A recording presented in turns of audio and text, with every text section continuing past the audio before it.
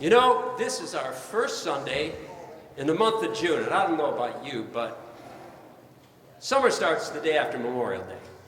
I don't care what they say up in the heavens and when that solstice is and stuff like that.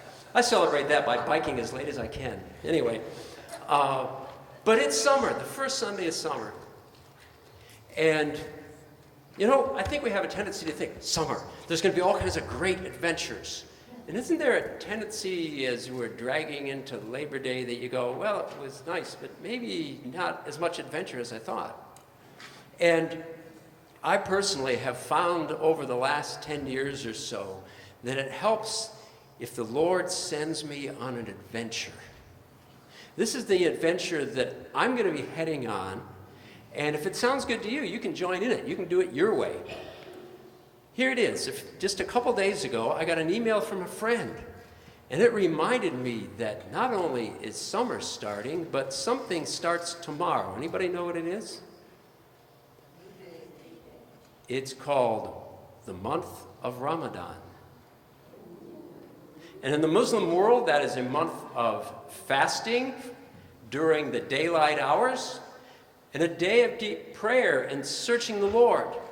And there have been times during the month of Ramadan that I've tried to be more in tune to praying to the Lord, praying for Muslims, praying about the Lord's work regardless, anywhere in the world.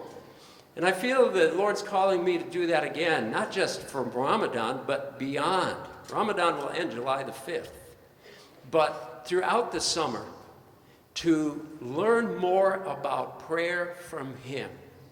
Now, there happens to be a tool that's available to help Christians pray during the month of Ramadan. It's called the 30 Days of Prayer booklet. You can learn about this online at a very hard-to-remember website. It's called 30daysprayer.com. Got that? 30daysprayer.com. The number is 30. And there are resources for every day to help us pray for Muslims. But some of you might be going, well, that's okay, Phil. Maybe, you're a missionary and you're into praying for others, peoples. I'm into praying for my family. I'm into praying for my country. Well, 1% of our country is Muslim. So we want to be praying for our Muslim neighbors. Or you might be thinking, I'm more into praying for family. Isn't God's goal that every people group in the world will be part of His family? And I've also discovered this. When I use some kind of prayer guide that's intended for one use, I find it just as useful when I apply principles to it to other areas of prayer. So you could take a look at this 30 days of prayer, take part in some prayer for Muslims, but also ask yourself each day, what have I learned from this guide, this prayer guide here, about how I can pray for the people in my life? And we'll learn through that. It will be an adventure. I invite you to come on this adventure with me.